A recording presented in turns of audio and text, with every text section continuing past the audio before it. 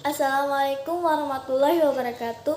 Halo guys, kembali lagi di channel saya, yaitu channel Inayatul Abida. Sebelum saya menjelaskan, izinkan saya untuk memperkenalkan diri terlebih dahulu. Nama saya Inayatul Abida, absen 26, NIM 1807265, PGSTP-nya 5C. Di sini saya akan menjelaskan tentang kedaruratan medis 2, yaitu demam, kejang, epilepsi, sama pingsan. Nah, yang pertama itu demam. Demam di sini merupakan bagian dari respon tubuh dalam mengatasi penyakit. Nah, cara penanganannya seperti ini ya, guys. Nah, anggap aja ini korban atau ini pasien. Nah, yang pertama itu berikan kompres. Kompresnya itu di bagian dahi.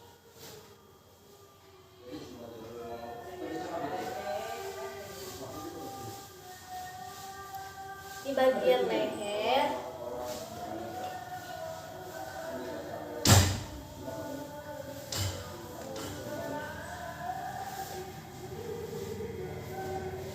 di tangan juga ya guys. Anggap aja ini tangannya ada. Atau bisa dikompres seluruh tubuh. Kenapa? Karena supaya demamnya itu turun atau reda. Nah, yang ketiga yaitu hindari pakaian tipis atau tebal atau selimut karena menghambat pertukaran suhu dengan udara. Nah, jadi ininya dihindari ya guys. Nah, yang keempat yaitu berikan air minum karena agar meredam kemungkinan demam tinggi. Nah, yang terakhir yaitu jika anak terlihat lemah atau berhidrasi, segera bawa ke rumah sakit terdekat. Nah, yang kedua itu kejang. Kejang merupakan kekakuan tubuh atau alat gerak akibat kontraksi atau relaksi otot yang tidak terkendali.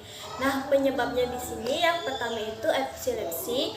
Nah, yang kedua yaitu hipoglikemi. Nah, yang ketiga yaitu keracunan.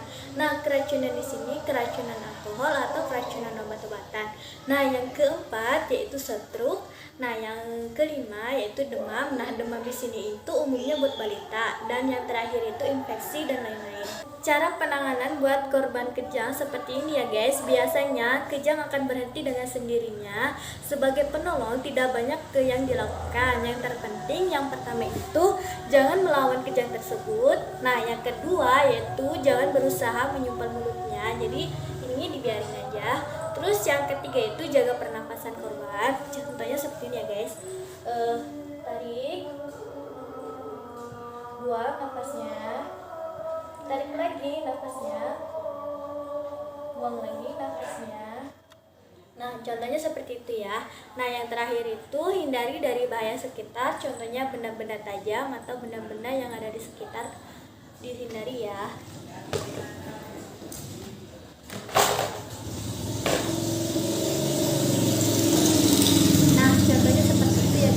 Nah, yang ketiga yaitu epilepsi atau ayan. Epilepsi atau ayan di sini merupakan gangguan pada sistem saraf pusat atau aktivitas sel saraf di otak, atau juga kekakuan tubuh untuk beberapa saat disertai kejang dan diikuti kehilangan kesadaran. Nah, gejala dan tandanya yang pertama itu jatuh secara tiba-tiba. Nah, yang kedua itu wajahnya pucat dan lehernya sianosis. Nah, yang ketiga yaitu gerakan kejang otot. Nah, yang keempat yaitu mulutnya berbuih. Dan yang terakhir itu setelah kejang biasanya kelelahan. Cara penanganan buat korban epilepsi yang pertama itu kita tidak boleh panik atau kita itu harus tenang. Nah, yang kedua itu pastikan dia dalam keadaan aman. Nah, kita itu lihat dulu lingkungan sekitar apa keadaan tersebut itu aman. Nah, yang ketiga itu jauhkan dia dari benda-benda tajam atau benda-benda keras atau benda-benda lain yang berbahaya buat korban. Jadi kita harus dihindari ya guys.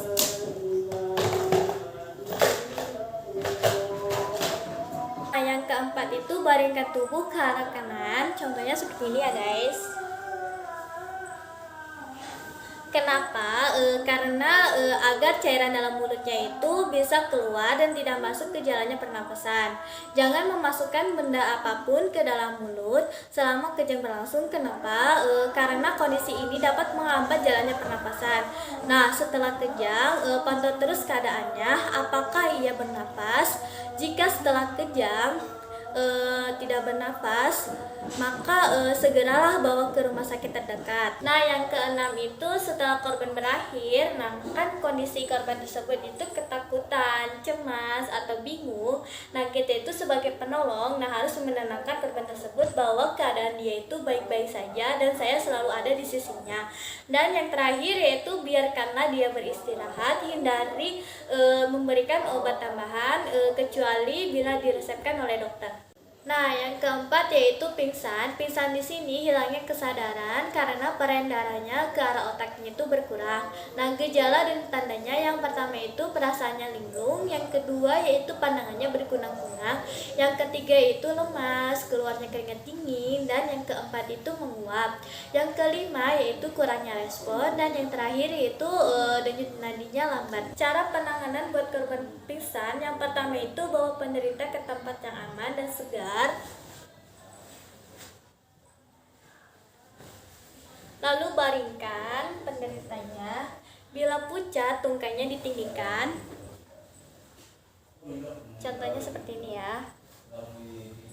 Yang keempat yaitu periksa respon penderitanya. Yang kelima yaitu longgarkan pakaian yang mengikat. Contohnya longgarkan ikat pinggang. Longgarkan juga bajunya bila bajunya ketat. Terus yang keenam yaitu bila perlu berikan rangsangan wangi-wangi seperti minyak kayu putih, fresh care atau yang lain. Tapi aku pakainya minyak kayu putih ya guys.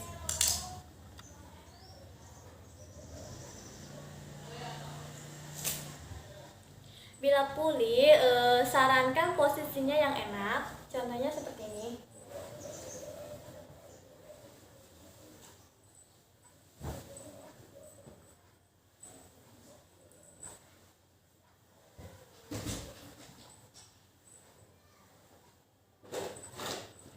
Contoh posisinya seperti yang enak ya guys.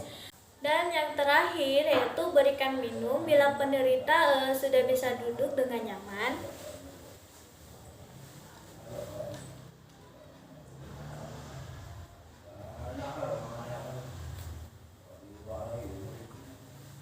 Nah, contohnya seperti itu ya guys. Sekian materi dan praktek dari saya. Semoga ilmunya bermanfaat buat kalian semua. Bila ada salah kata mohon dimaafkan. Saya pamit mengundurkan diri. Billahi taufik wal hidayah. Wassalamualaikum warahmatullahi wabarakatuh.